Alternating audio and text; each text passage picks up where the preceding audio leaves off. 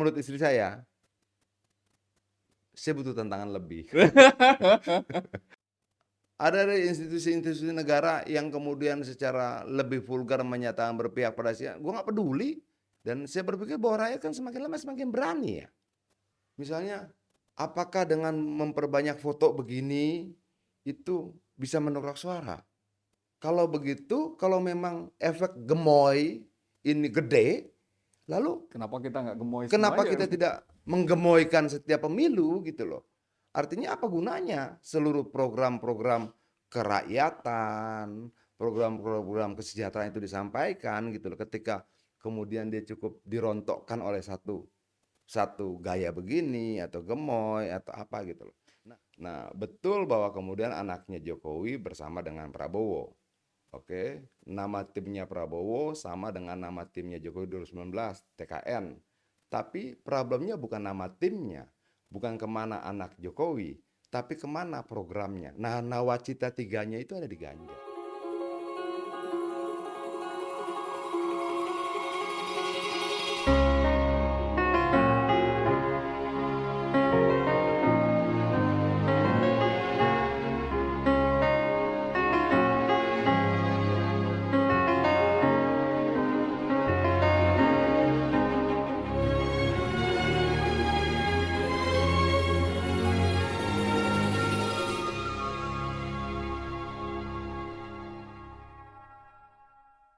Salam Pancasila.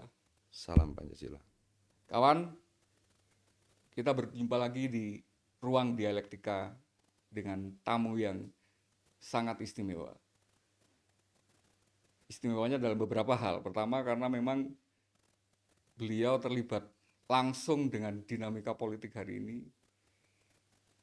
Yang kedua, beliau juga dirindukan banyak pihak, baik pendukung ataupun mungkin pihak yang kontra karena merasa senang juga mungkin ya. Karena sepertinya beberapa minggu terakhir lebih dari 1 bulan absen dari hiruk pikuk ruang politik kita hari ini. Tanpa untuk berpanjang kata lagi, tamu kita pagi ini adalah Bung Adian Napitupulu. Selamat pagi. Selamat pagi Bung. Apa kabar? Baik, baik. Terus terang saya agak kaget ini tadi diajak ketemu pagi-pagi dengan kondisi yang ya seperti yang saya bayangkan sebelum-sebelumnya karena dengan kabar katanya sakit. Ya, Sepertinya udah nggak ada jejak-jejaknya sakit sama sekali. Sudah sehat Bung? kalau tinggal satu pemeriksaan ya liver. Kemarin itu kan ketemu beberapa profesor di Singapura, karena memang badan saya drop, sangat drop waktu itu. Ke Medistra, lalu dari Medistra harus ada tindakan, nah saya butuh second opinion. Saya ke Singapura itu sekitar 3 minggu, itu pemeriksaan ke beberapa profesor di sana, dari jantung, lambung. Harusnya minggu ini pemeriksaan liver, tapi karena di sana COVID sedang tinggi-tingginya, kita khawatir berangkat ke sana nggak bisa pulang karena di karantina. Jadi saya tunda dulu. Kalau ditanya sudah sehat atau belum, nggak tahu. Kalau boleh sedikit ini, apa sebenarnya waktu itu pemicunya yang kemudian sepertinya tiba-tiba sekali gitu kan? Nggak tiba-tiba ya.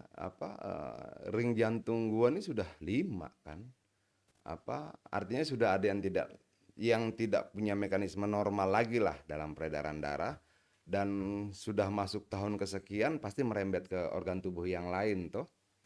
apa Kebanyak lah yang lain. Nah, bahwa kemudian dia bisa muncul seketika, tiba-tiba ya karena memang jantung begitu kan. Jantung itu kan silent killer katanya. Dia Iya, tuh iya, sulit iya. diprediksi.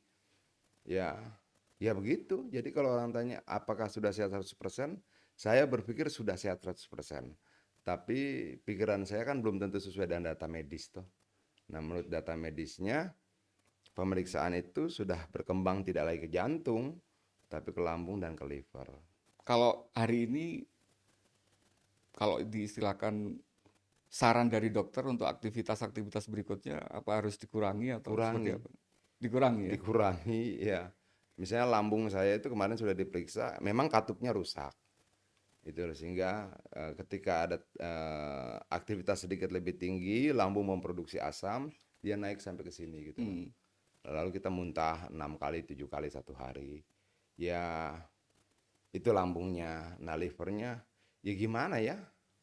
Ya nggak perlu dikeluhkan juga kan, ini kan buah kan dari investasi panjang kita dalam hidup ini toh. Betul.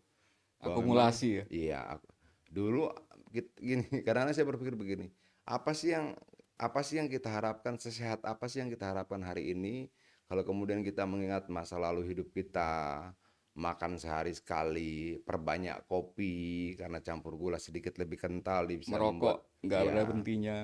kalau kita minum kopi manis, teh manis segala macam tambah sedikit gulanya kita bisa tahan lapar sampai malam kira-kira seperti itu karena memang ada duit. Hmm, Ketika itu berlanjut berbulan-bulan, bertahun-tahun, ya hasilnya sekarang. Jadi situasi fisik hari ini memang investasi. betul, Investasi betul, panjang betul, masa betul. lalu. Itu memang tidak bisa saya ingkari bahwa, tapi kemudian yang jadi semacam kegalauan, terutama di kami ya, yang kepingin kemudian ada semacam suara dari, saya mungkin angkatannya agak di bawah Bung Adian, kuliahnya dan jauh juga dari pusat ya, saya di Malang. Tapi juga hari ini ada semacam aspirasi besar bahwa ada ternyata sebagian orang dari kami, dari kita yang angkatan itu kemudian kok mendukung, tiba-tiba mendukung ada pasangan yang itu selama beberapa kali periode pemilu kita lawan gitu. Dan suara Bung Adian terutama ya itu kami harapkan benar sebagai apa sebagai gerbong gitu ya, sebagai untuk pelantang utama. Dan dengan Bung Adian sakit di waktu kita kemarin mulai masa-masa kampanye itu kan tentu saja itu sangat kehilangan yang sangat besar. Nah, menurut Bung Adian dengan absennya Bung selama 1,5 bulan sejak mulai rame-rame apa proses kampanye ini, apakah ada dampaknya di dalam proses-proses pemenangan proses hari Eh, ini? Perjuangan pergerakan ini kan bukan pergerakan orang ya, tapi pergerakan organisasi, pergerakan partai. Kalau kita sudah bicara pergerakan organisasi, satu dua orang menghilang dalam tanda kutip karena entah meninggal, entah karena sakit dan sebagainya, tidak akan berpengaruh signifikan pada kerja organisasi. Kenapa? Ya karena organisasi. Itu. Nah, Adian ini kan cuman orang dalam organisasi itu. Ketika ada situasi-situasi yang memang membuat saya tidak bisa terlibat karena secara fisik memang tidak memungkinkan, ya saya tidak berpikir itu akan mengganggu kerja Hmm. organisasi. Ada banyak adian-adian lain yang lebih dari adian yang ini yang tentunya sanggup. Tentu saja penjelasannya sangat rasional, tapi saya punya satu momen Bung yang itu kemudian kemarin itu menurut saya kok sangat sangat berharga sekali dengan ketidakhadiran Bung Adian di panggung. Yaitu saat debat ketika paslon capres nomor 2 itu menyampaikan penjelasan tentang kejadian 98. Di background kita lihat wajah-wajah yang familiar juga dengan teman-teman juga yang 98. Sedangkan Bung Adian tidak ada di backgroundnya. Dan itu momen yang mungkin sangat personal yang bagi saya eh, sangat berharga gitu. Menurut Bung Adian seperti apa? Gini ya apa? Eh saya itu selalu sampaikan pada teman-teman 98 dimanapun. Suatu ketika kita akan punya pilihan yang berbeda. Entah karena alasan yang apapun saya tidak mau tahu. Bisa alasan subjektif, objektif, bisa alasan yang memang banyak hal lah yang Hmm, lain. Tapi kita harus belajar dari generasi-generasi sebelumnya. Misalnya begini, keberadaan angkatan 66 di banyak partai, mereka tidak saling menyerang. Yang mereka serang adalah calonnya. hmm, Kenapa? Sehingga ketika pilpresnya selesai, hubungan kita secara personal tetap baik. Nah, dan itu saya coba lakukan, bisa diperiksa misalnya, hampir semua wawancara saya terkait dengan teman-teman 98 dimanapun berada, saya tidak pernah bicara personal. Saya selalu berbicara tentang, misalnya ada yang dukung Prabowo, ya Prabowonya. Ada yang mendukung Anies, ya Aniesnya, yeah. gitu loh. Saya tidak mau kemudian dibawa menjadi problem pendukung Anies A, B, C, D, enggak. Menurut saya itu membuat kita menjadi tidak objektif melihat pemilu, gitu Oke, loh. jadi tarungnya jadi tarung gagasan gitu. Gagasan dan pada rekam jejak si calon presidennya, si calon wapresnya, gitu loh. bukan pada orang per orangnya. Sehingga menurut saya kan yang akan dipilih kan calon presidennya, calon wakil presidennya. Gagasannya apa? Itu yang kita kritisi. Ya, sepakat. Seperti misalnya begini, gagasan susu bagus, bagus, tapi problemnya adalah 70% susu kita impor. Artinya ketika susu gratis itu mau direalisasikan, langkah berikutnya dengan kondisi hari ini ya kita harus impor susu 70% dari kebutuhan. Iya. Itu loh. Oke, memang idealnya seperti itu, kita bertarung gagasan, tidak pada sisi personal dan rekam jejak. Tapi ketika kemudian ajakan itu dimunculkan bahkan oleh tim 02 sendiri, faktanya mereka lebih sering untuk kemudian menampilkan gimmick, penampilan-penampilan yang itu sebenarnya sangat tidak ada kaitannya sama gagasan. Oke, mungkin satu susu itu makan gratis tiap hari itu satu gagasan, tapi lebih baik, lebih luas dari itu sebenarnya yang beredar di ruang-ruang media itu adalah hal yang sifatnya gimmick gitu kan. Seperti joget gemoy dan sebagainya. Apakah itu kemudian tidak menutupi seluruh rekam jejak? Hari ini ketika kita ngomong apa rekam jejaknya 98 selalu ditutupi sebagai itu kan isu. Menurut Bang Adian gimana? Enggak isu dong, itu kan ada suratnya, ada surat keputusan DKPP. DKPP itu kan institusional TNI kan. TNI yang mengeluarkan itu, bagaimana mungkin TNI mengeluarkan isu? Artinya kalau dibilang bahwa peristiwa penculikan itu isu, nggak bisa. Berarti TNI mengeluarkan isu dong ketika memutuskan dalam Dewan Kehormatan Perwiranya kan itu. Itu by data ada, fakta sejarahnya juga ada. Nah kalau kita bicara soal gagasan, saya setuju. Dua hal sebenarnya, gagasan dan rekam jejak. Uh, Kalau gagasan, ya kita bedah saja gagasan masing-masing. Misalnya begini, uh, kalau menurut saya, Jokowi itu tidak melaksanakan gagasannya sendiri. Gagasan Jokowi itu berangkat dari ide besar bernama Nawacita. Nawacita 1, Nawacita 2, lalu kemana Nawacita 3-nya? Nawacita 3-nya itu ada di Ganjar Pranowo. Nah, kenapa? Karena kalau kita bicara sistem Orde Baru ya dulu ya, ada Repelita. Repelita 1, Repelita 2, Repelita 3, sampai Repelita 5 gitu. Ada Rencana pentahapan. pembangunan 5 tahun kira-kira seperti itu. Sekarang konsep itu kita sederhanakan karena tidak ada GBHN itu dalam Nawacita. Program yang ditawarkan pada rakyat. Nah, Jokowi sebagai calon presiden 2014, 2019 dia menjalankan gagasan-gagasan Nawacita itu. Iya. PKH, program keluarga harapan dan sebagainya itu turunan dari gagasan Nawacitanya. Nah, betul bahwa kemudian anaknya Jokowi bersama dengan Prabowo. Oke, nama timnya Prabowo sama dengan nama timnya Jokowi 2019, TKN. Tapi problemnya bukan nama timnya, bukan kemana anak Jokowi, tapi kemana programnya. Nah, Nawacita 3-nya itu ada di Ganjar. Dan mungkin orang-orangnya juga. Ya, artinya Nawacita itu gagasan, kelanjutan gagasan itu ada di Ganjar. Nawacita 1 2014 sampai 2019, Nawacita 2 2019 sampai 2024, Nawacita 3 2024 sampai 2029. Pertanyaan rakyat harusnya Nawacita 3-nya di mana? Karena di Nawacita 3 inilah kemudian kita akan melihat keberlangsungan program itu. Nawacita 3-nya kalau kita periksa masing-masing visi misi dan program adanya di Ganjar. Tapi kan kemudian muncul bahwa yang dikampanyekan atau yang dikesankan sebagai penerus dari Jokowi adalah pasangan 02. Dan hari ini juga kemudian kita harus mengakui pasangan 03 itu tidak diidentikan sebagai penerus dari program-program Jokowi. Kalau penerus programnya dilihat dari Nawacita 3, 1, 2, 3-nya. Kalau penerus biologis mungkin ada di Prabowo, tapi penerus gagasan, penerus program, ya kita lihat saja program siapa yang memang identik dengan keberlanjutan Nawacita 1, 2. Itu ya berarti yang harus dikomunikasikan kalau saya ke melihat programnya programnya Pak Ganjar ini adalah Nawacita 3. Saya ingin juga menyoroti dengan penyusun dari atau tim-tim yang kemudian menyusun dari strategi atau program dari pasangan 02. Apakah ada yang bisa meyakinkan kita bahwa memang itu adalah tim-tim Jokowi yang dulu menyusun dalam proses penyusunan Nawacita baik 1 atau 2? Kalau Jokowi itu ketika dia membuat visi misi dia akan detail. Jadi Yang kita perdebatkan adalah materi visi misinya, bukan gaya penyampaian. Betul.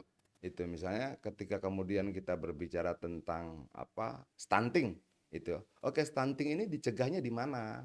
Di saat usia berapa gitu loh.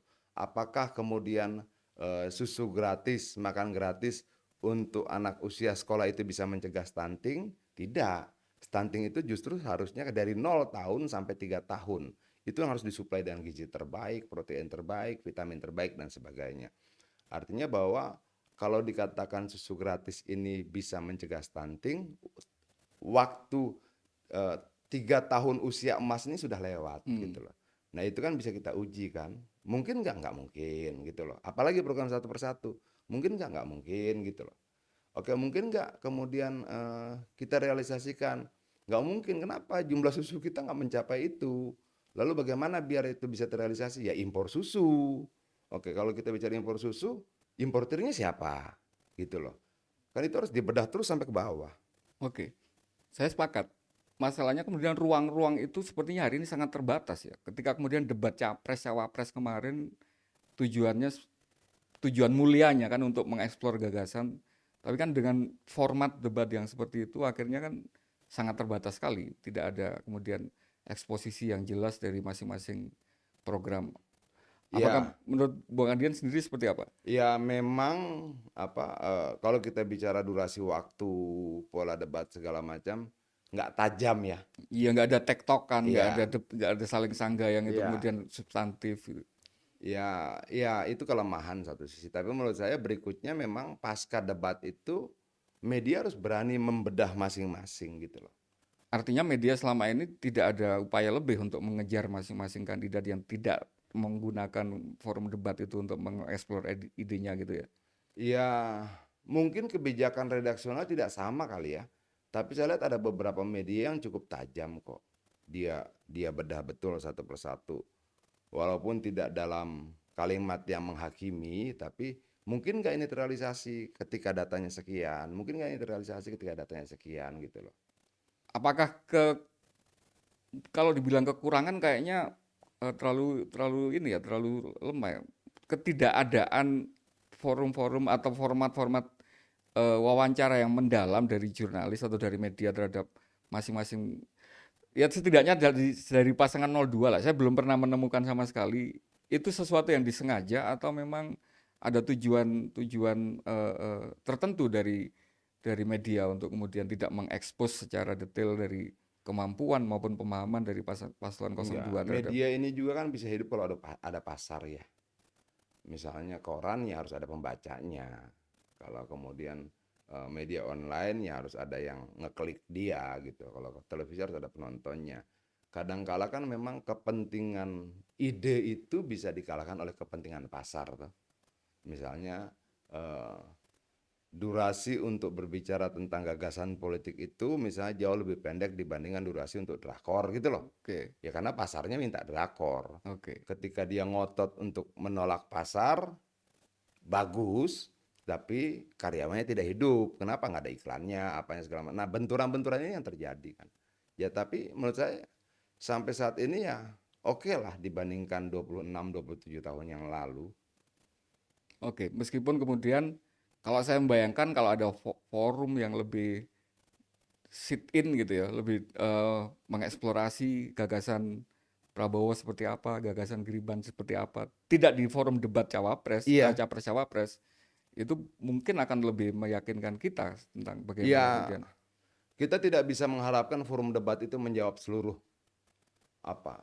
pertanyaan dalam benak seluruh orang. Oke, Tapi dalam hal ini misalnya berani tidak kemudian kampus-kampus mengundang tim-tim debat masing-masing capres-cawapres, bukan capres-cawapresnya, tapi diturunkan sampai tingkat kampus. hmm, Misalnya diundanglah tim debat nomor 1, nomor 2, nomor 3, memperdebatkan apa yang sudah dibahas dalam forum debat yang durasi pendek tadi itu lebih dibesarkan lagi di tingkat oke, kampus. penjelasan-penjelasan teknokratisnya lebih Lebih bisa detail dieksploitasi. itu Oke. loh.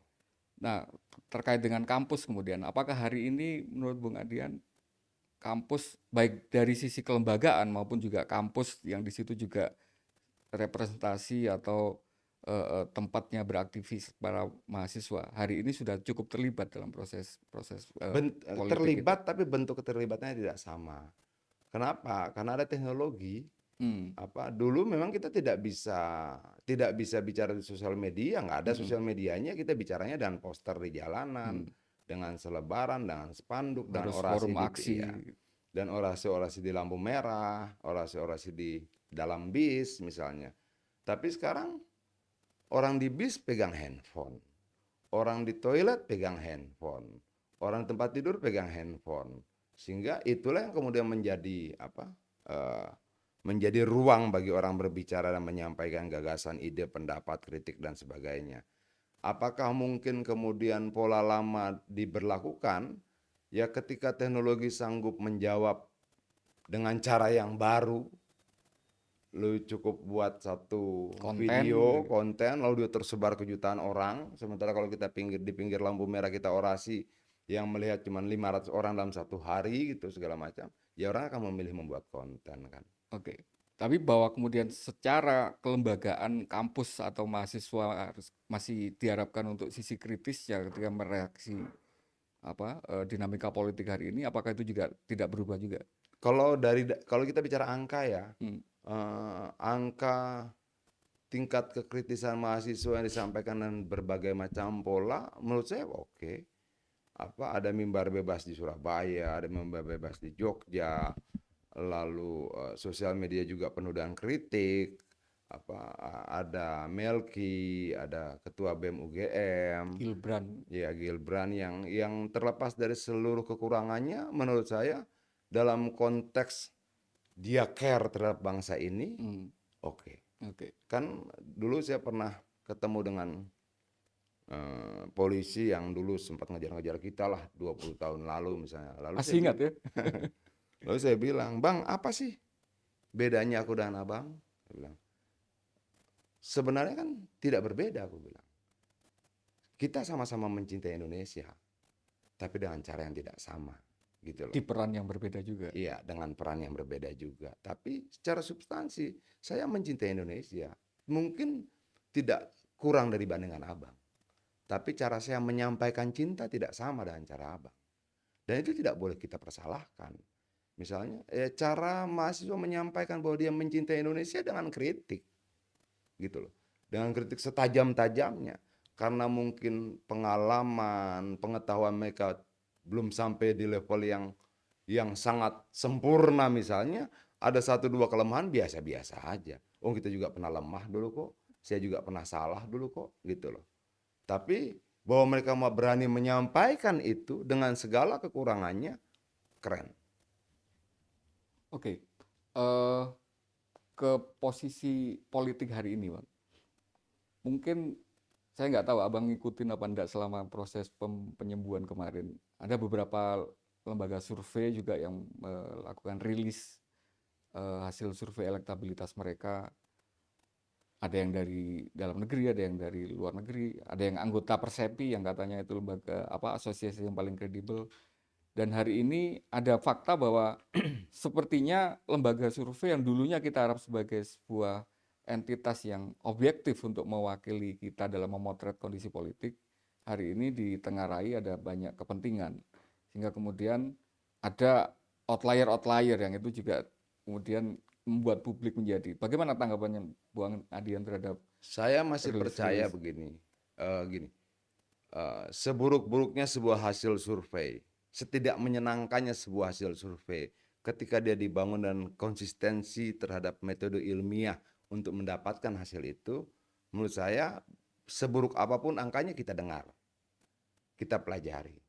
Tapi kalau mau kita perdebatkan dalam konteks mencari tahu kenapa, itu juga menjadi penting. Misalnya begini, eh, survei LSI kesekian dan yang kesekian,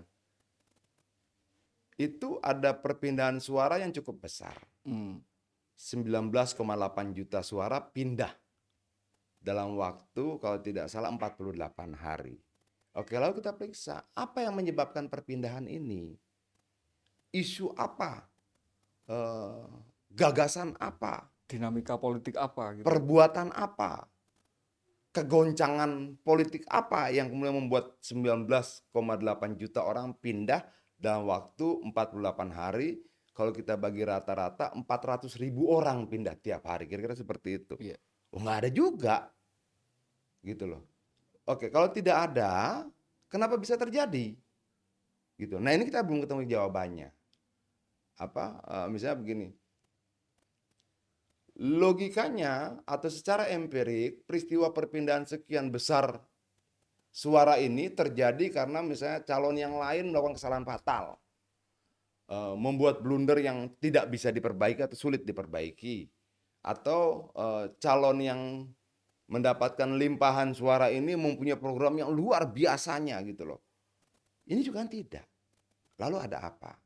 Nah, dalam konteks itu bisa tidak kita mempertanyakan ada nggak metodologi yang tidak konsisten terhadap metodologi ilmiah ketika ada fakta-fakta yang menurut kita membingungkan gitu.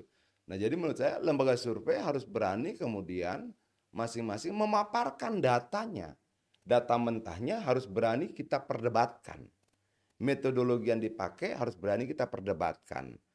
Nah, saya agak kaget ketika kemudian keluar survei Roy Morgan ya. Roy Morgan ini keluar, kenapa dia membutuhkan waktu 1,5 bulan untuk mengolah data ini gitu loh. Sementara lembaga survei yang lain di kita cukup 5 hari misalnya. Dia survei dari tanggal 1 sampai tanggal 14, survei lapangan atau survei by phone. Seperti ngejar Ya, jadwal gitu ya. lalu tanggal 20 sudah keluar hasilnya gitu loh. Nah, ini juga menarik buat saya. Apa yang beda? Kenapa Roy Morgan butuh waktu lebih lama untuk mengkalkulasikan, mentabulasikan, mengambil kesimpulan dari survei mereka? Kenapa banyak lembaga survei cukup waktu 2, 3, 4 hari sudah keluar hasilnya gitu loh. Nah, apa yang membedakan? Nah, tapi kalau saya bicara seperti ini, jangan ditarik pada masalah bahwa Percaya atau nggak angkanya percaya. tidak. Saya lebih tertarik untuk berbicara apa yang membedakan? Metodenya kah? Metode apa? Metode penghitungannya kah? Atau metode pengambilan samplingnya kah? Atau apa? Metode wawancaranya kah? Atau apa? Nah, saya tertarik untuk melihat itu.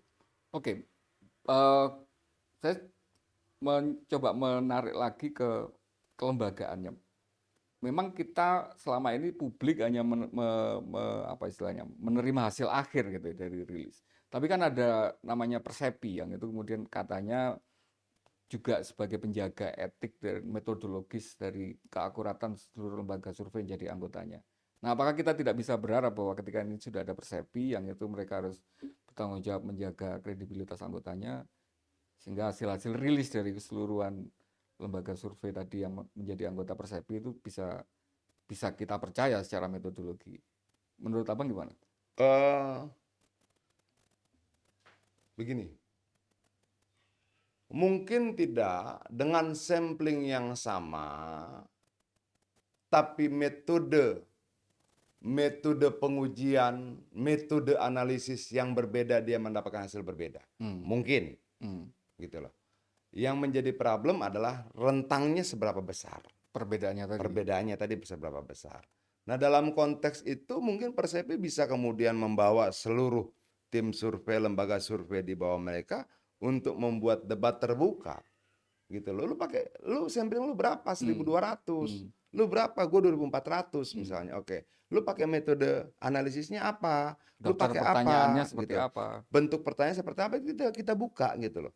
Kenapa? Karena survei ini kan orang akan menjawab tergantung pertanyaan. Misalnya gini, tingkat kepuasan misalnya terhadap pemerintah tergantung dari pertanyaannya apa. Bahwa mungkin tidak kemudian jawaban itu digiring bisa dengan apa? Dengan mendesain pertanyaannya. Itu bisa Wordingnya saja. gitu ya. Ya, tapi biarlah itu menjadi perdebatan intelektual dan ilmiah di antara mereka. Yang saya harapkan apa? Bisa datang dan nonton perdebatan itu. Jadi selama ini sepertinya belum pernah ada. Belum pernah ada. Persepi melakukan Gitu. ekspos publik. Iya, misalnya begini. Kita buat pola ya, kita buat pola. Akan ada hasil survei beruntun keluar dalam 1, 2, 3, 4 hari itu beruntun. Gitu. Lalu kemudian dia berhenti sekitar 2, 3 minggu. Lalu kemudian ada isu baru, mereka akan survei lagi dan keluar lagi hasilnya segala macam. Tanpa mengumumkan pada publik bahwa kita akan lakukan survei dari tanggal sekian sampai tanggal sekian. tanpa mengumumkan pada publik, pertanyaan kita adalah ini gitu loh, segala macam. Lalu hasilnya ini dan kita wajib percaya pada hasil itu. Boleh, ya boleh-boleh saja. Tapi kaum kritis, intelektual kritis akan bertanya, hasil ini, jawaban ini keluar dengan pertanyaan apa? Gitu loh. Iya, itu karena kemudian kan salah satu yang paling ditakutkan dengan lembaga survei yang bisa dikondisikan adalah menciptakan ilusi bandwagon effect gitu kan. Bahwa oh, ternyata hasilnya segini, ngapain saya harus kerja lagi kalau ternyata kandidat kita kalah gitu. Atau mungkin pihak-pihak yang mungkin selama ini netral, ya udahlah kita nggak terlalu ini, orang yang kita mau juga sudah pasti menang gitu. Hmm. Nah, bagaimana kemudian kita menghindari itu ketika secara apa istilahnya, secara etik publik nggak punya kendali apapun atas persepsi ini. Untuk menuntut itu sebagai sebuah kewajiban profesional, kita kan nggak punya daya tawar, daya paksa apapun. Gimana menurut Abang? Secara regulasi memang nggak ada daya paksanya ya, yang saya tahu ya. Tapi gini. Ketika saya melemparkan sebuah analisis, ketika saya melemparkan sebuah teori, boleh nggak orang pertanyakan pada saya? Hmm. Ketika saya menyampaikan sebuah hasil, boleh nggak orang bertanya pada saya prosesnya bagaimana sehingga hasilnya seperti itu? Kenapa? Politik ini juga kan ilmu pengetahuan. Apa? Kita dalam konteks intelektualitas para akademisi, kita bisa bohong dalam banyak hal, tapi jangan berbohong dalam konteks ilmu Hmm. pengetahuan. Hmm. Gitu loh. Kenapa? Warisan ilmunya bisa salah. Iya. Kira-kira seperti itu. Nah, dalam konteks ilmu pengetahuan menurut saya semua wajib untuk kita perdebatkan. Semua wajib untuk kemudian kita tuntut. Walaupun secara regulasi tidak ada kewajiban itu. Saya mau tahu kenapa? Bukan karena regulasi. Karena saya mau politik ini menjadi keilmuan yang berkembang. Iya. Kenapa ada perpindahan 400.000 suara per hari? Oke, apa sih yang dilakukan? Apakah itu bermanfaat buat Ganjar hari ini, buat Anies hari ini, buat Prabowo hari ini? Belum tentu. Tapi mungkin itu bermanfaat buat generasi 10-15 tahun ke depan. Kenapa saya tertarik untuk mencari tahu itu? Bukan untuk saya hari ini, tapi untuk generasi berikutnya. Kenapa itu menjadi penting? Karena politik harus berkembang menjadi sebuah keilmuan. Saya eh, masih ingin nge-push agenda ini satu lagi, Bang. Tapi faktanya Persepi dan anggota-anggotanya tidak dibatasi untuk kemudian pollster ini juga sekaligus menjadi konsultan politik dari kandidat, menjadi tim ses bahkan mungkin meskipun tidak secara resmi gitu ya. Tapi kita tahu bahwa sebagian pollster juga menjadi tim unsur pemenangan dari salah satu kandidat. Nah, apakah ini kemudian tidak juga semakin mengaburkan sisi, kalau di media antara iklan sama jurnalistik itu kan ada firewall yang jelas gitu kan. Kalau advertorial ya nggak boleh dikatakan sebagai produk redaksi. Nah, Iya, apakah ngerti di saya. sisi pollster juga tidak seharusnya seperti itu? Ya, berarti Persepi harus harus membangun etika baru, merumuskan etika baru ya. Misalnya dia harus kemudian mengatakan berani terbuka bahwa terlepas dari apakah hasil lembaga survei ABCD ini memenuhi seluruh kaidah Hmm, keilmuan, kaidah hmm. ilmiah dan sebagainya, tapi ini sudah punya kontrak dengan 1, 2, 3, 4 gitu. Itu harusnya berani dibuka ya. Tapi tidak menghalangi kemudian masing-masing yang sudah menjadi bagian dari tim pemenangan untuk menyampaikan hasilnya boleh. Biarkan rakyat kemudian menjadi hakim akhirnya. Kira-kira seperti itu. Ya mungkin itu perlu ditambahkan. Walaupun kita tahu memang akan menjadi perjuangan berat di internal Persepinya ya untuk mengegolkan itu. Tapi itu menjadi penting loh. Itu menjadi penting.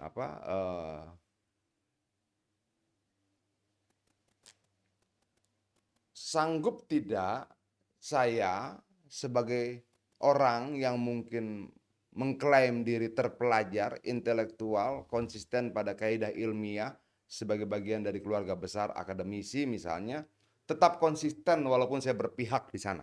Iya. Walaupun saya berpihak di sana. Kira-kira seperti itu. Untuk itu saya harus berani terbuka. Saya berpihak di sana, oke, tapi kalian bisa melihat pernyataan saya tetap objektif.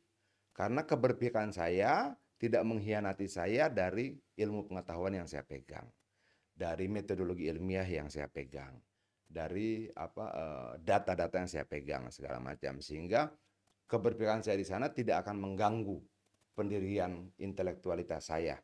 Menurut Kira-kira Abang itu mungkin dilakukan? harusnya mungkin ya, Harusnya bisa. harusnya mungkin. Oke. Dan itu sebenarnya eh, menjadi kewajiban bagi siapapun yang melakukan aktivitas yang memang punya kaitan dengan keilmiahan. Saya cenderung sepakat karena saya juga mengalami yang generasi yang kemudian pertama kali percaya dengan survei, kalau nggak salah itu 2004, dan itu cukup kaget ketika kemudian hasil akhirnya ternyata nggak terlalu berbeda. Dan menurut teori juga kan dengan adanya lembaga survei yang kredibel itu kan meminimalisir juga nanti ketika terjadi kecurangan-kecurangan masif di tingkat rekapitulasi dan sebagainya. Tapi dengan kondisi bahwa hari ini dengan lemahnya yang berbagai macam tadi, tidak pernah ada expose dari Persepi, tidak dibangun firewall antara mereka sebagai politisi, sebagai pelaku bisnisnya dengan sebagai pollsternya. Apakah kita cukup bisa istilahnya tetap menganggap lembaga survei ini sebagai sebuah komponen penting dalam demokrasi, atau hanya sekedar ornamen aja ini untuk agenda-agenda ya untuk mempengaruhi persepsi publik dengan murah tanpa kemudian kita bertarung secara elektoral di lapangan dengan pasukan infanteri. Semua mungkin, semua mungkin. Eh, apakah tujuannya membangun persepsi agar dia nanti sesuai dengan hasil segala macam, meminimalisir gugatan, pembentukan opini bahwa ya mungkin aja, it's Hmm. politik gitu loh. Hmm. Politik bisa menggunakan banyak cara. Tapi menurut saya ya rakyat juga punya cara untuk menentukan kepercayaannya. 2019 itu kalau saya tidak salah ada 19 lembaga survei yang dalam Rilis hitungannya ya. memenangkan Iya. Prabowo, tapi kemudian hasilnya ternyata tidak sesuai dengan kalkulasi dan rekapitulasi suara di KPU. Bagaimana rakyat memberikan sanksi pada 19 lembaga survei ini? Pasti mereka punya cara sendiri. Gitu loh. Apakah pola yang sama terulang sekarang? Ya mungkin saja. Kenapa tidak gitu loh. Lalu apakah kita harus ngotot bilang, wah lu bohong, nggak, ya nggak usah juga. Orang nanya sama saya, Yan hasilnya begini. Misalnya mereka WhatsApp saya, lu udah bisa diajak ngobrol belum Yan? Gitu. Udah habis minum obat, saya bilang gitu kan. Nah, biar jantung tidak berdebar nih kan segala macam. baru baru berani mereka tanya. Ini menurut saya gini, seburuk-buruknya kita anggap aja dulu itu kebenaran untuk memacu kita. Tapi kalau dipertajam, lu percaya? Enggak, gitu loh kira-kiranya. Oke. Tapi membuktikan percaya tidak percaya itu ya gue harus buka datanya dong gitu loh. Ada ini yang terakhir ya kaitan sama ini biar kita nggak terlalu debat di persoalan survei. Survei Morgan sama bedanya dengan sebagian besar survei pollster di dalam negeri. Survei Morgan itu dalam satu circle campaign, circle elektoral itu biasanya cuma sekali. Memang kemarin agak aneh dan itu jadi bahan gugatan karena surveinya itu dilakukan mulai Juli sampai September. Dan itu sebelum dinamika yang menurut Bung Adian tadi tidak mungkin untuk kemudian mengalihkan 18 cang suara itu. Jadi bahwa kemudian saat itu Jokowi belum jelas kepemiakannya kepada kandidat karena Gibran waktu itu belum diputuskan menjadi. Sehingga kemudian dengan analisa waktu 2 bulan itu bukan diartikan sebagai hati-hatian atau sebagai ketelitian dari pollster untuk menghasilkan yang akurat, tapi dianggap sebagai itu kan untuk menyesuaikan dengan dinamika politiknya. Nah, yang jadi pertanyaan di saya gini, pollster seperti Survei Morgan yang hanya sekali dibandingkan dengan pollster yang di kita yang itu hampir tiap bulan tadi katanya mengeluarkan survei, tiap 3 minggu bahkan saya lihat mengeluarkan survei selama satu circle ini. Sedangkan kemudian ketika orang melihat rekam jejak, yang dilihat itu hanya last poll, survei terakhir menjelang pemilihan. Artinya survei mulai bulan Juli kemarin yang dikeluarkan pollster-pollster kita, sampai mungkin survei hari ini atau bulan depan ini ya, yang periode Januari, itu nggak ada acuan apapun ketika kaitannya dengan, karena nanti yang diukur toh surveinya yang bulan Februari itu, yang itu bisa akurat. Apakah ini menurut Bung Adin tidak menakutkan sebagai, loh ini ruang yang sangat terbuka, bisa 6 kali survei mereka tanpa dicek gitu ya, karena ceknya pun nanti hanya bulan Februari itu yang untuk diukur dengan hasil perolehan suara. Ini kan ngeri kalau untuk dipakai untuk alat untuk bikin bandwagon effect tadi.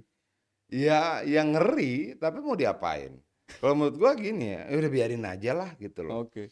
Tapi kan misalnya begini, ada orang bilang, "Oh, Yan ini karena efeknya Jokowi." Saya bilang, "Efeknya Jokowi maksudnya gimana?" "Ya karena anaknya Jokowi ke Prabowo," misalnya seperti itu. "Oh ya? Loh, dulu bahkan ketika Jokowinya berhadapan dengan Prabowo juga nggak gini-gini amat gitu loh surveinya, apalagi cuma anaknya gitu loh. Semua bisa kita perdebatkan. Tapi saya sebagai bagian dari tim pemenangannya Ganjar ya, nggak mau buang waktu memperdebatkan itu. Oke. Itu loh. Saya tidak mau kemudian apalagi dengan fisik seperti ini kita buang misalnya 20% hanya buat mikirin ini survei benar apa kagak, sudahlah. Kerja saya dan di bawah galang suara dengan Siap. berbagai macam cara yang etis tentunya. Lebih langsung di politik elektoralnya ya. Iya. Kaitannya dengan internal, apakah kemudian hasil-hasil yang juga dikeluarkan oleh TPN terkait sama survei ini menurut Bung Adian bisa dibilang lebih akurat, lebih mendekati hasil. Gimana gimana gimana? Gimana? Di tim internal sendiri kan juga punya, saya nggak tahu kemarin Bung Adi nyebutnya itu survei yang kami lakukan sendiri, apakah itu punya tim atau itu diinikan ke pihak ketiga gitu ya. Tapi mengeluarkan hasil rilis sendiri, yang posisi terakhirnya memang masih ketinggalan pasangan 02, 03 dibanding 02, tapi tidak sejauh seperti yang. Iya. Nah itu membacanya seperti apa menurut Bung Adian? Dari Saya survei nih internal. gini. Saya itu menyenangi keilmiahan, mengagumi pengetahuan, tapi secara empirik saya memang orang lapangan. Misalnya begini, eh, mungkin nggak ada orang surveinya tinggi banget gitu loh, atau tiba-tiba melonjak, sementara alat peraganya minim. Oh, rakyat kenal dia dari mana? Oke. Oh bisa Ian, bagaimana caranya door to door? Oke, kekuatan mesinnya seperti apa? Hmm. Satu hari orang bisa door to door berapa rumah? Kan semua bisa kita hitung. Gitu loh. Oke, dalam rentang sekian hari dia bisa meningkat berapa persen kalau dia pakai pola seperti itu. Dari 100 rumah yang didatangi, berapa yang kemudian memilih? Itu kan ada persentase-persentase yang bisa kita hitung berdasarkan eh, pengalaman-pengalaman dari kalkulasi sebelumnya kira-kira.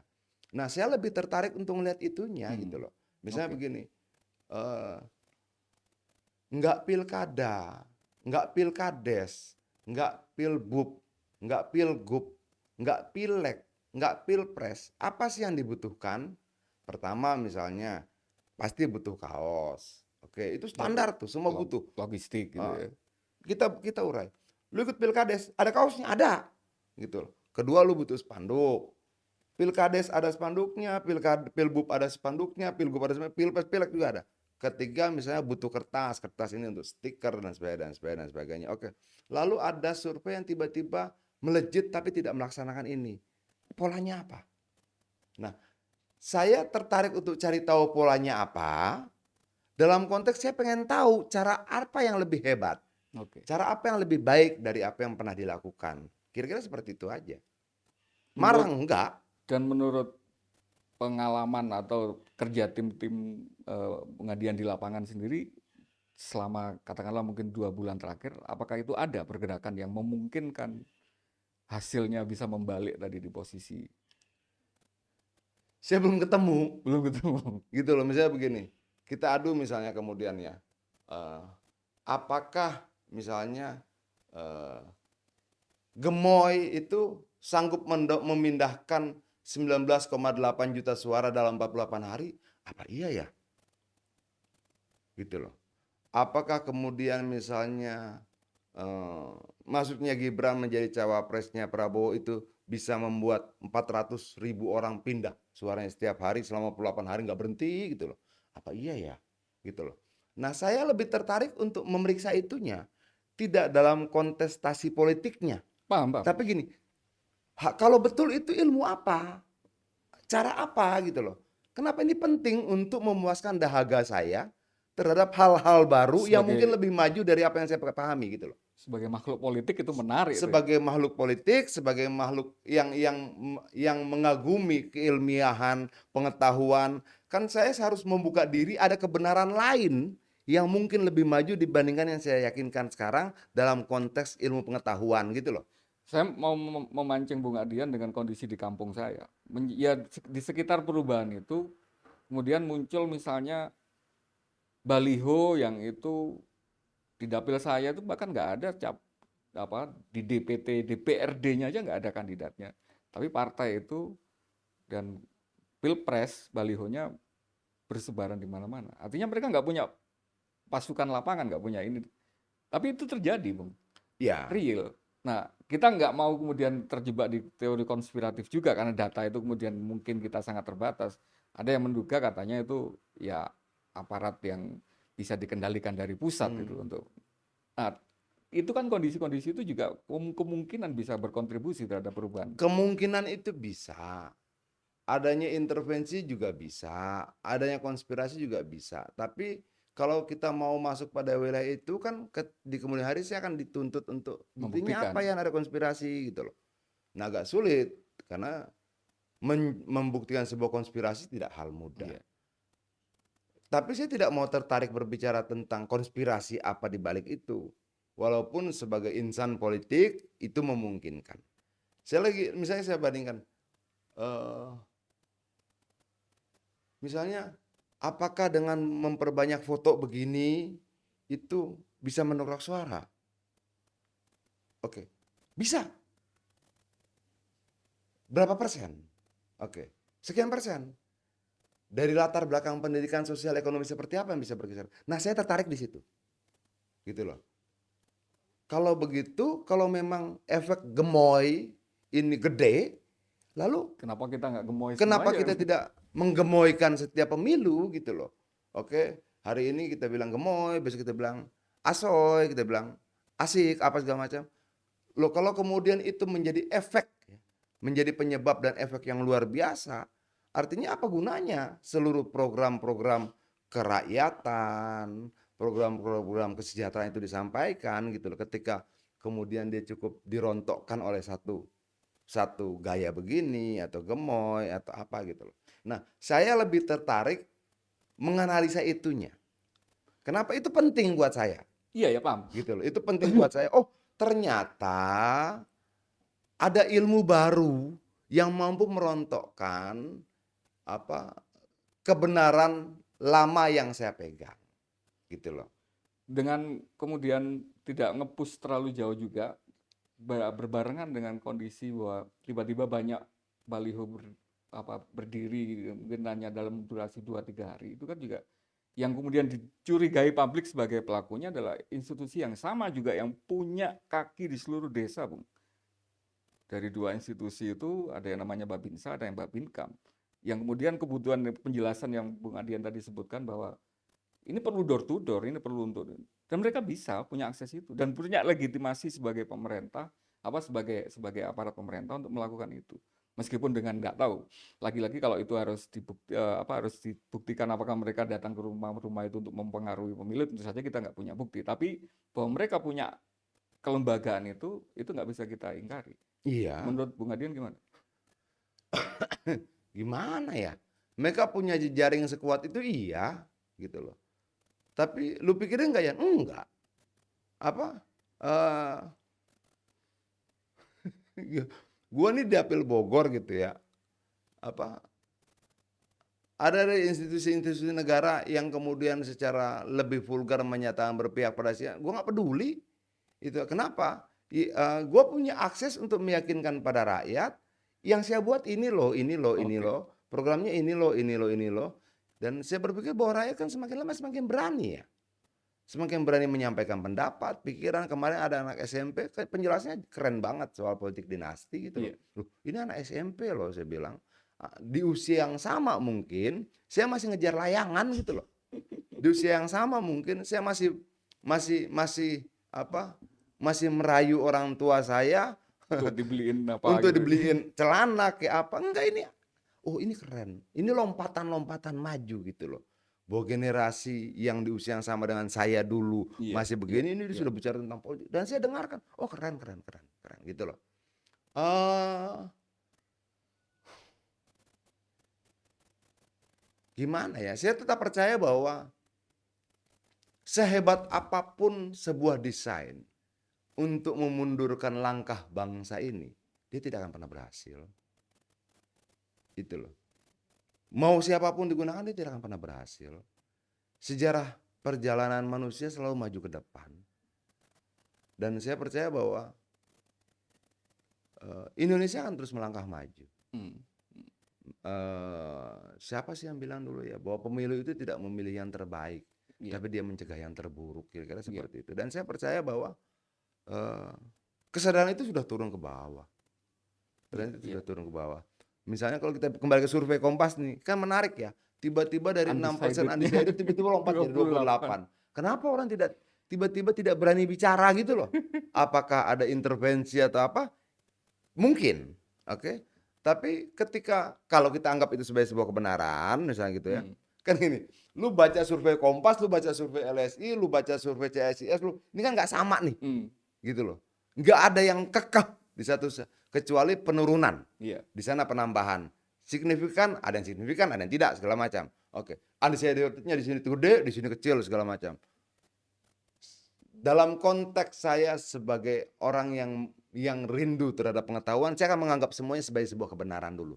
Ini benar. Meskipun secara kasat mata kontradiktif kan? Ya walaupun secara angka-angka kok kalau metodenya sama kenapa jauh benar gitu loh. Tapi nggak apa-apa kita nggak dulu sebagai kebenaran, lalu kita periksa gitu loh. Kenapa ini bisa Hmm. tambah?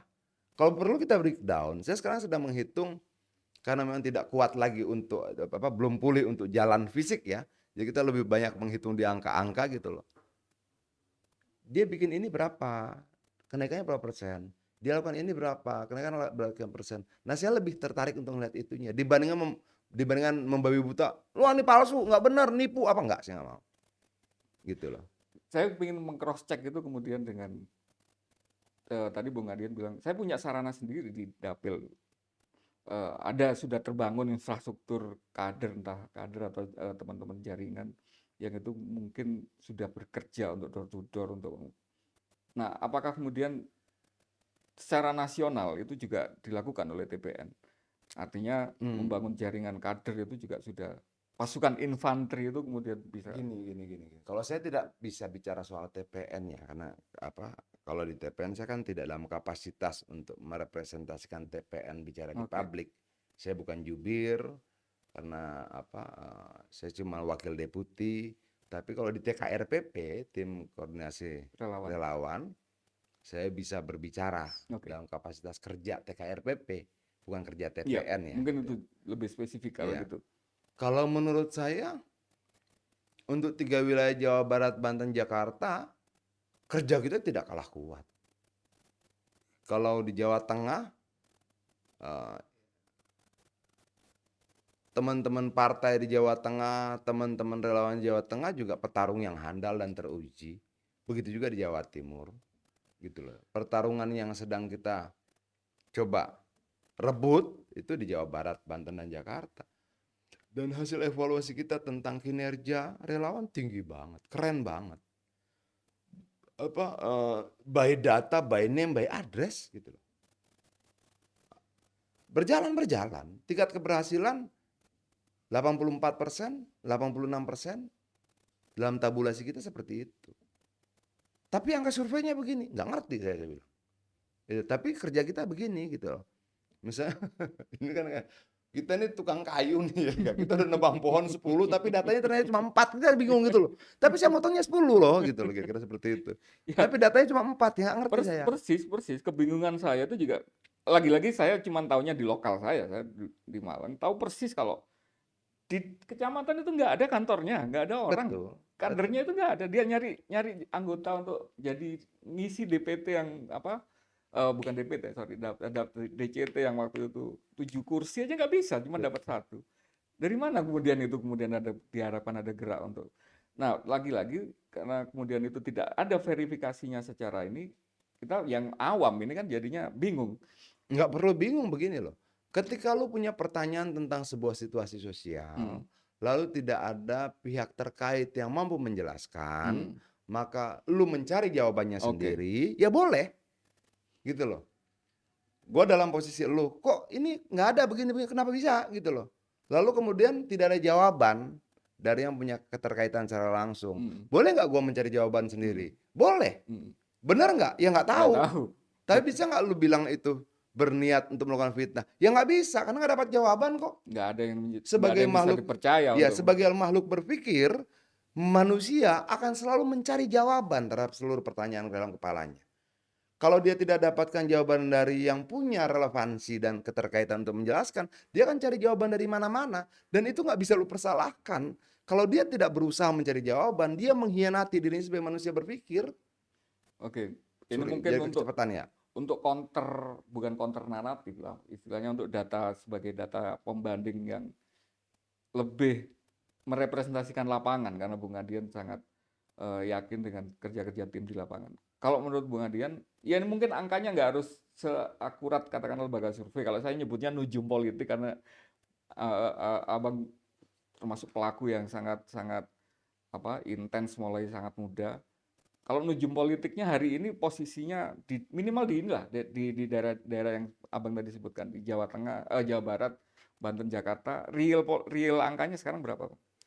Saya tidak mau jawab itu ya. Begini, Oke. pertanyaan sama saya misalnya dari teman-teman di internal TKRPP, di partai dan sebagainya sederhana. Yan, mana yang lebih keras di bawah Hmm. pertarungannya? 2019 atau hari ini? Saya bilang 2019. Oh ya. Iya.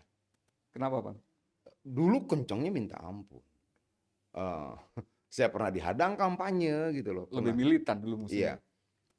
Nah, lalu kenapa di situasi yang lebih mudah kita secara survei lebih turun? Nah ini yang saya bingung, saya bilang gitu loh. Dulu kita memasang 10 spanduk saja sulit. Sekarang kita pasang sampai 20 tidak ada penolakan. Kenapa surveinya begini? Nah ini saya nggak ngerti. Tapi kalau teman-teman yang lain bilang, memang survei sekarang dan realitas di lapangan kenapa tidak sinkron gitu loh. Ya itu yang harus kita pelajari. Oke. Tanpa Lebih baik kita mencari tahu, belajar dibandingkan menghakimi salah benar gitu loh. kalau kemudian ngomong konteks waktu hari ini tersisa tinggal 1,5 bulan ya, 1 bulan 2 minggu. Apakah kemudian untuk mengejar seluruh, ya katakanlah meskipun hanya berbasis survei, ketertinggalan tadi itu masih sesuatu yang bisa kita lakukan. Nujum politik lagi, apakah mungkin Ganjar Pranowo bisa menang satu putaran? Semua mungkin dong dalam politik. Semua mungkin dalam politik. Mungkin nggak kemudian dari pihak yang lain ada yang melakukan blunder politik sehingga menjadi tsunami buat mereka. Ya mungkin aja. Mungkin nggak kemudian dari kerja-kerja kita tanpa ada tsunami politik kita bisa menang satu putaran. Ya mungkin aja. Kan gini ya apa? Kalau kita bicara gini, kita tuh selalu ngomong ke teman-teman begini. Satu batang rokok ini bisa dikerjakan oleh satu orang dalam waktu misalnya 10 jam. Ya. Misalnya begitu. Bisa nggak kemudian dalam waktu 10 jam menjadi 10 batang? Bisa.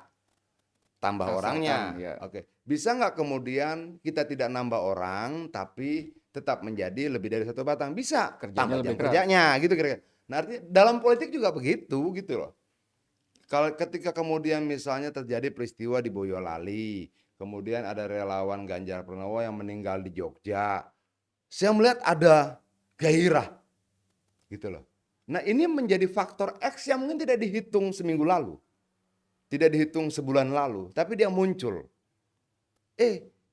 Kita tidak perlu membalas kekerasan terhadap teman-teman, tapi kita harus balas dengan kemenangan. Kira-kira seperti itulah.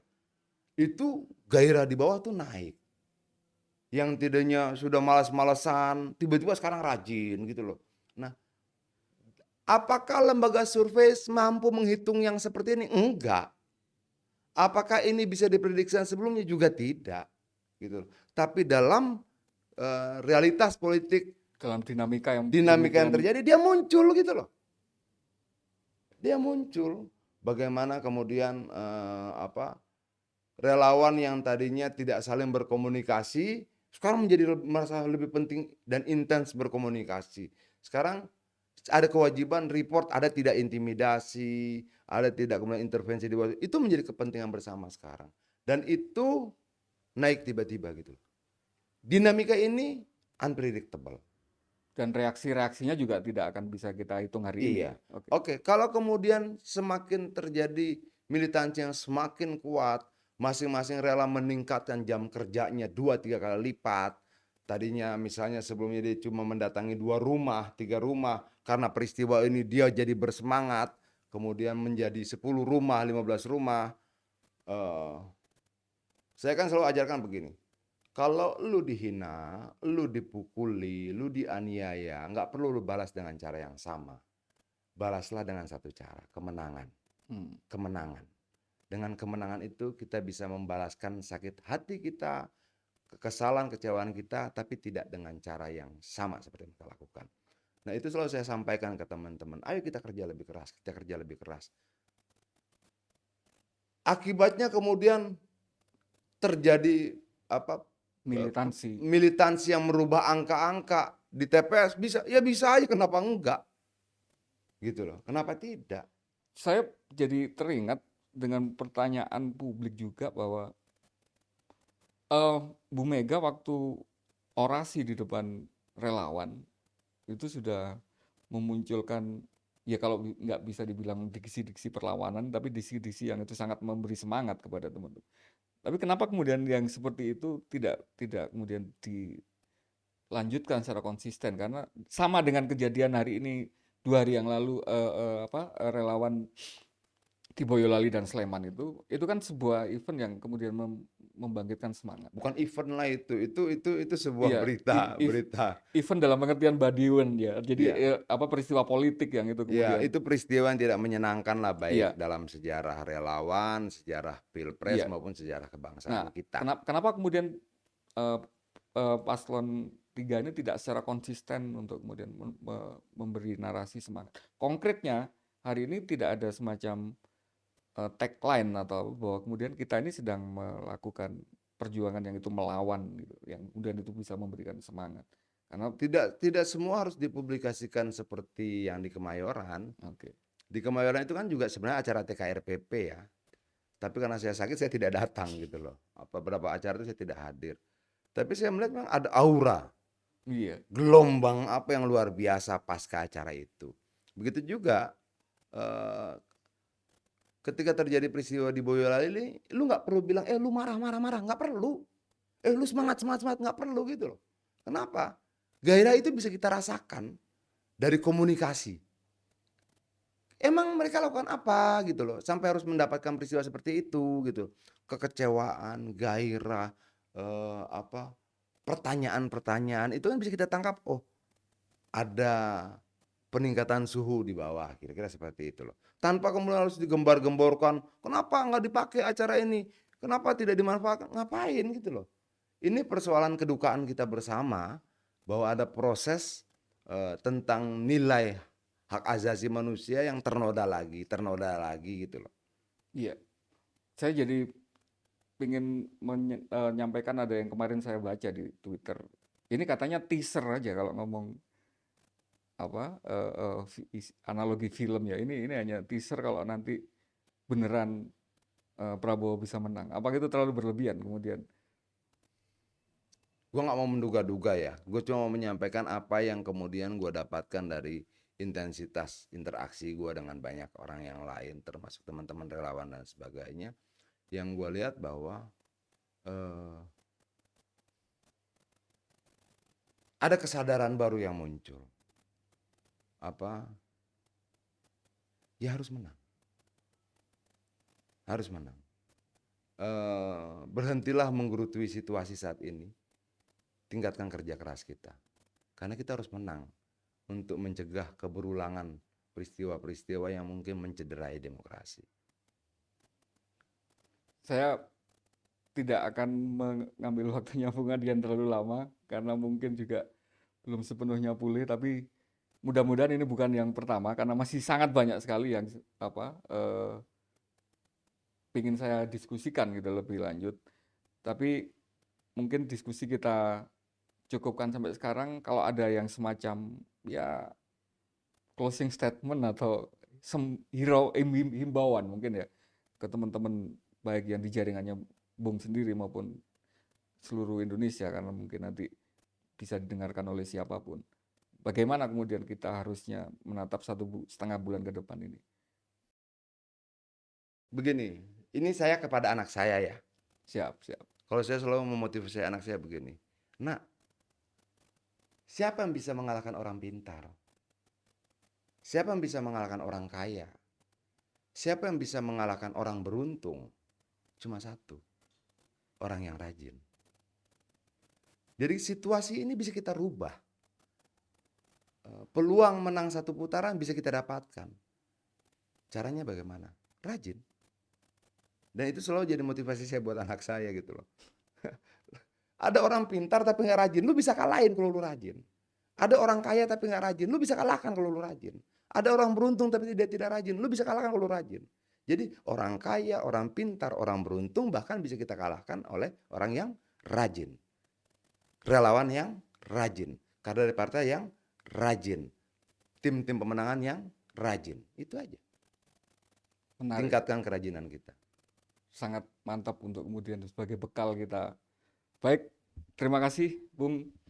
Mudah-mudahan tidak kapok dengan forum ini, karena mohon dimaklumi karena ini baru juga kita menemukan pola gitu ya, yang mana yang paling pas, sehingga kemudian nggak, kalau diundang lagi masih tetap mau datang ke sini gitu. Siap.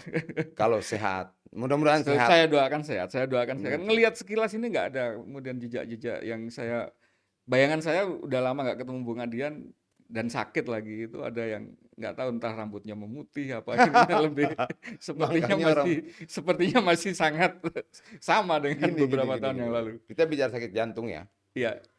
Sakit jantung itu silent killer. Hmm. Nggak ada orang yang bisa tahu. Oke. Gejala fisik luarnya juga mungkin nggak akan kelihatan terlalu ini ya. Gue punya beberapa orang temen yang tadi gue pikir sangat sehat, tiba-tiba dia ambruk. Tapi ada juga gue lihat bahwa ada teman-teman yang sakit-sakitan tapi tetap bertahan gitu loh. Ini hidup ya, unpredictable.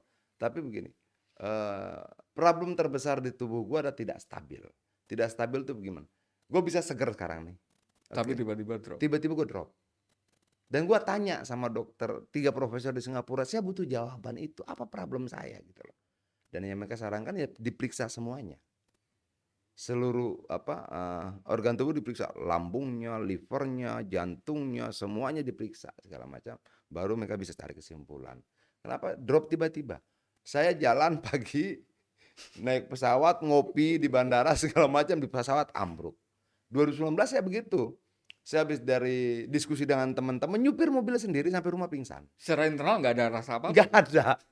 Nah gimana menjawab itu? Nggak tahu saya. Tapi saya butuh jawaban. Oke, dan mudah-mudahan dengan hati yang lebih positif menghadapi perlawanan-perlawanan ke depan, itu jawaban itu bisa lebih gampang ditemukan gitu ya. Kalau menurut istri saya butuh tantangan lebih. Dan sepertinya akan didapat itu kalau ngelihat asumsi-asumsi di lapangan. Tapi kalau dengar istri kontradiktif dengan dengar dokter. Dokter bilang istirahat. Istri saya bilang, kamu tuh kalau tidak ada masalah sakit. Siap, siap. Bung, terima kasih sekali lagi. Terima kasih sama-sama. Mungkin nanti ada sebelum sampai Februari, saya harap nanti kita masih sempat untuk meng-cross check terutama yang asumsi-asumsi. Saya pengen membuktikan apakah survei terakhir itu last poll itu mereka masih berani akrobat gitu ya, karena itu nanti akan diingat masyarakat sebagai rekam jejaknya lembaga survei. Demikian mungkin yang bisa kami sampaikan, yang bisa kami bawakan di ruang dialektika kesempatan ini. Kita bertemu di ruang dialektika berikutnya. Selamat pagi, assalamualaikum warahmatullahi wabarakatuh. Salam Pancasila. Salam Pancasila merdeka. Terima kasih banyak, Bang. Siap. Sehat-sehat. Sehat.